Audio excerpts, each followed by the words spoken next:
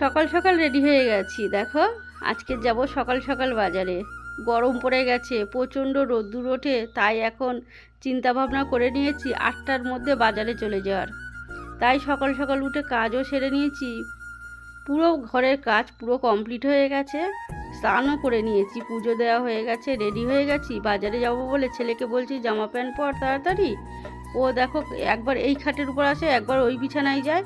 গিয়ে কোনটা পরে বাজারে যাবে ও এখন ভেবে পাচ্ছে না। ও যখন এখন মনে হচ্ছে এখন শুটিং করতে যাবে, ও ভালো ড্রেস খুঁজছে, যাবো একটু বাজারে, তাই ওনার এখন কত ঢং মারছে। হ্যালো বন্ধুরা, তোমরা সবাই কেমন আছো? আশা করি তোমরা সবাই ভালো আছো, আমরাও ভালো আছি। আমার এই ছোট্ট পরিবারে আরডি স্বপ্নতে তোমাদের সবাইকে অনেক অনেক ভালোবাসা। এসে টিফিন করব, তাই তাড়াতাড়ি যাই বাজারে, আগে মাছ সবজিগুলো কিনে আনি, তারপরে এসে টিফিন বানাবো সকালে। যাই হোক, একটু খেতে হবে। দেখো, বাজারে আসতে আসতে সাইকেলটা গেল লিক হয়ে, একটা পিন ঢুকে গেছে, রাস্তার মধ্যে পড়েছিল, ঢুকে লিক হয়ে গেছে, একটু হাওয়া চলে যাচ্ছে। তাই ওই জেঠুর দোকানে এসেছি সাইকেলটা দিয়ে বাজার করতে চলে গেছিলাম। বাজার করে আবার চলে এসেছি, তখন জেঠু বলল কি, মা দাঁড়া আমি এক্ষুনি করে দিচ্ছি। আসলে বয়স হচ্ছে তো, চোখে কম দেখে, আর যে লেবারটা থাকে সেই লেবারটা এখনও আসেনি, তার জন্য জেঠু বসে বসে সারাচ্ছে। বয়স হলেই দেখো, একটা কাজ করতে গেলে একটু সময় লাগবে, তাই ছেলে ওই পাশে বসে আছে, আমিও একটু দাঁড়িয়ে আছি। তারপর সাইকেলটা সারানো হয়ে গেছে, বাড়িও চলে এসেছি। এখানে আগের দিনে রুটি করেছিলাম রাত্রে, সেই রুটি রয়ে গেছিলো বলতে কি, আটা মাখা হয়ে গেছিলো, রুটিও করা হয়ে গেছিলো। বিরিয়ানি না নিয়ে আসা হয়েছিল, বিরিয়ানি খেয়েছে, তাহলে রুটিগুলো আর খাওয়া হয়নি। এই রুটিগুলো এখন তেল দিয়ে সেঁকছে। ছেলেকে বলেছি একটু তেল দিয়ে শেখ। আর আমি নিয়ে এসেছি বাজার থেকে মৌরলা মাছ। তোমাদের দাদাভাই ছোটো মাছ খেতে খুব ভালোবাসে, তাই আজকের বাজারে দেখলাম খুব সুন্দর টাটকা মাছ ছিল। মৌরলা মাছগুলো খুব ভালোই ছিল। সেই মৌরলা মাছগুলো কেটে ধুয়ে পরিষ্কার করে রেখে দিয়েছি। সেটা তোমাদের সাথে আর শেয়ার করা হয়নি, ওটা একটা রেসিপি করবো বলে আর শেয়ার করিনি তোমাদের সাথে। আর এদিকে দেখো, আদা পেঁয়াজ রসুন ভালো করে পরিষ্কার করে কেটে নিয়েছি।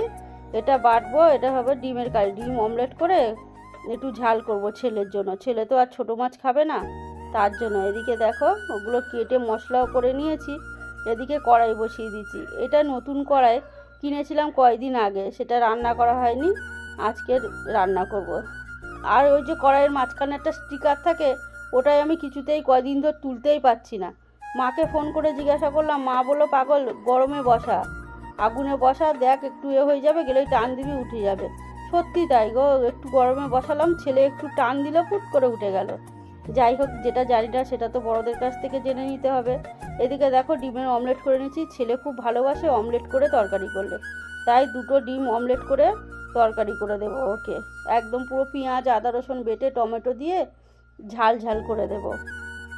সেটাই এখন একটা অমলেট হয়ে গেছে, আর একটা এই যে কড়াইতে দিয়ে দিয়েছি, সেটাই এখন অমলেট হচ্ছে।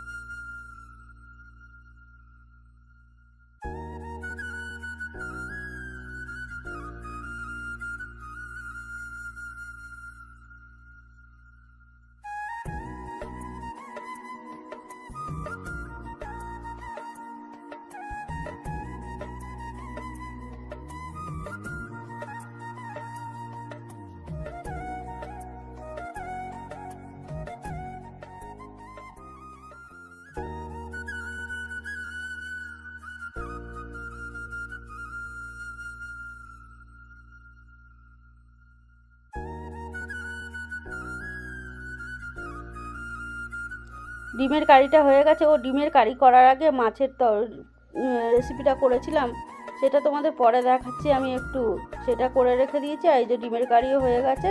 এখন গ্যাসটাকে পরিষ্কার করে ধুয়ে নিয়ে তারপর আমি ভাত বসাবো। ভাতটা নামিয়ে একটু মুছে নিলেই হয়ে যাবে। তরকারি করলে খুব গ্যাসগুলো নোংরা হয়ে যায়, না পরিষ্কার করে নিয়ে ভাতটা বসালে আমার ভালো লাগে না। তাই গ্যাসটা ঝপঝপ করে পরিষ্কার করে ধুয়ে নিচ্ছি। আর এইখানে একটা ফুঁকো আছে, এই যে গ্যাসটা ধুলে জলটা চলে যায়, তার জন্য আমার গ্যাসটা ধুতে সুবিধা হয়। আগে টেবিলের উপর থাকতো, সেরকমভাবে ধুতে পারতাম না, ওই পরিষ্কার করে নিয়ে ন্যাকটা দিয়ে মুছে মুছে নিতাম। আর এখন তো ভালোই আমার সুবিধা হয় ধুয়ে নিতে, সেই জন্য গ্যাসটা ধুয়ে নিচ্ছি ভালো করে পরিষ্কার করে নিয়ে, স্ট্যান্ডগুলো পরিষ্কার করে নিয়ে তারপরে আমি ভাত বসাবো। চাল ওদিকে ধুয়ে রেডি করে রেখে দিয়েছি হাঁড়িতে করে। এখন রেডি হলে ভাতটা বসিয়ে দিয়ে তারপরে বারান্দাটা একটু মুছে নেব, নিলে আমার দুপুরের কাজটা কমপ্লিট হবে। করে নিয়ে তারপর নাইটিটা চেঞ্জ করে নেবো, নিলে হয়ে যাবে।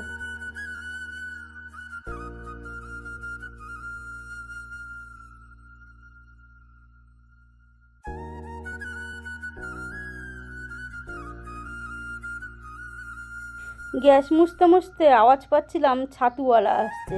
ওই যে মেশিনে ভাঙাই ছোলার ছাতু, ওই ছাতুটা নিয়ে রাখি, সকালে তোমাদের দাদাভাই কাজে যাওয়ার সময় এক গ্লাস করে দিলে খেয়ে যেতে পারে। তাই দেখো ছেলে জানলার ভিতর দিয়ে ক্যামেরা করছিল, ওই যে এসছে, তাই ওখান দিয়ে 1 কেজি ছাতু কিনে নিয়েছি। ছাতুটা বেশ ভালোই লাগে খেতে। নিয়ে চলে এসেছি, এখানে ভাত বসিয়ে দিয়েছি। ভাতটাও হতে থাক, ততক্ষণ আমি আরও কাজগুলো করে নেবো। এই দেখো ছাতুটা কত সুন্দর না, খুব সুন্দর। পাশে বাড়ি বৌদিও নিল 1 কেজি, আমিও নিলাম 1 কেজি। এটা গরম আছে তাই কৌটোতে করে রাখি, এখন ঢাকা দেবো না, কৌটোটা একটা ঝুড়ি ঢাকা দিয়ে রেখে দেবো, ঠান্ডা হয়ে গেলে তারপর ঢাকাটা দেবো, নাহলে কিন্তু গরম ছাতু থাকলে নষ্ট হয়ে যাবে, গন্ধ হয়ে যাবে। তার জন্য আমি কৌটোটা ভরে একটা ঝুড়ি ঢাকা দিয়ে রেখে দেবো, ঠান্ডা হয়ে গেলে তারপর ঢাকাটা বন্ধ করে রেখে দেবো।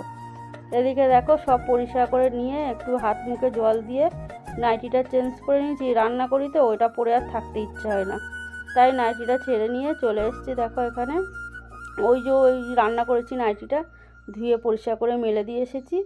এদিকে ভাত হয়ে গেছে প্রায়, এখন ভাতটা উপর দেওয়ার পালা। ভাতটা তো হয়ে গেছে পুরো কমপ্লিট। এখন ছেলেকে ভাত দিয়ে দেবো, ছেলে তো আর মাছ খাবে না, তাই ওকে শুধু ডিমের কারি দিয়েই ভাতটা দেবো। ও খেয়ে নেবে, আমিও খেয়ে নেবো। তোমাদের দাদাভাই আস্তে আস্তে অনেকটা দেরি হয়ে যায়। এই যে দেখো এই চুনো মাছ করেছিলাম আর এই ডিমের কারি দিয়ে ভাত খাবার, ছেলেকে শুধু ডিমের কারি দিলাম। অবাক কাণ্ড জানো, তোমাদের সাথে একটা ভিডিও শেয়ার করি। দেখো আমি ফার্স্ট দেখলাম আমার লাইফে এরকম, তোমরা কোনো দিন দেখেছো কি আমাকে কমেন্টে কিন্তু জানাতে ভুলো না। এই কুকুরটার 5টা বাচ্চা আছে জানো, আর এই যে ছাগলের বাচ্চাটা দুধ খাচ্ছে, এর মা নেই, এই কুকুরটা এই ছাগলের বাচ্চাটাকে মানুষ করছে। কি অবাক কাণ্ড, তাই না বলো? কত ভালো চুপচাপ করে দুধ দিচ্ছে খেতে। তো এই ভিডিওটা এই পর্যন্ত থাক, তোমরা সবাই ভালো থেকো, সুস্থ থেকো, টাটা।